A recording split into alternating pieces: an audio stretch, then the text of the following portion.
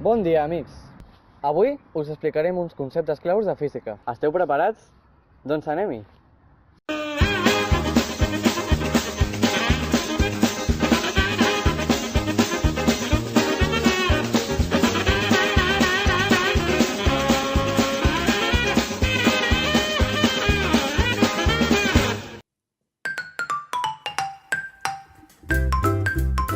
Enllaç químic entre àtoms, forces que mantenen units els àtoms que formen un cristall o una molècula. Enllaç químic entre molècules. És un conjunt de forces que uneixen les molècules i són els responsables del fet que una substància es presenti en un estat sòlid, líquid o gasós, i també que una substància es pugui dissoldre en una altra.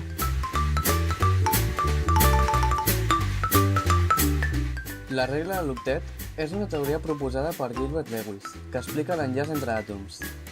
Per aconseguir la màxima estabilitat, els àtoms tendeixen a adquirir la configuració dels gasos nobles, amb 8 electrons a la capa de valència.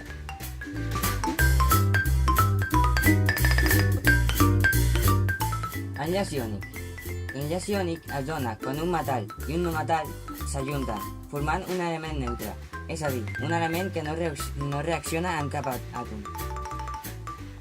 La fórmula del compost iònic indica la proporció en la qual es combinen els àtoms, expressada amb els nombres més senzills.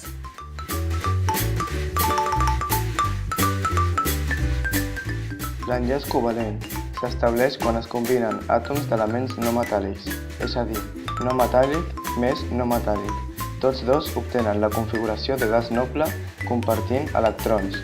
L'enllaç covalent és degut als electrons compartits. Hi ha 3 tipus d'enllaços covalents. El simple, si dos àtoms comparteixen un parell d'electrons. El doble, si dos àtoms comparteixen 2 parells d'electrons. I el triple, si dos àtoms comparteixen 3 parells d'electrons.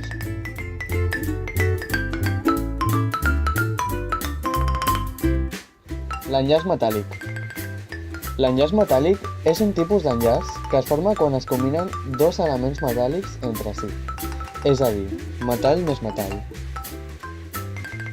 Exemples d'elements metàl·lics serien l'or, la plata, el cobalt, el coure, etc.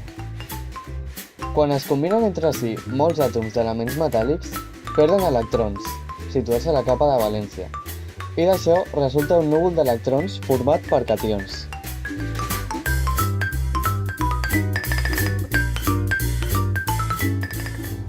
Enllaços amb molècules. Les molècules són àtoms que estan enllaçats entre si, i hi poden haver diversos tipus.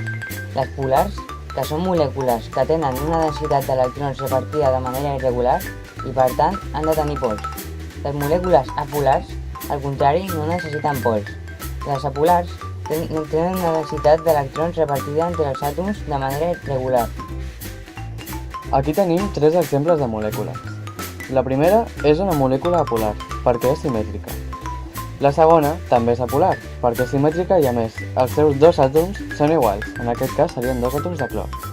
I en el tercer cas tenim una molècula polar, perquè té 2 enllaços i aquests no són simètrics entre si.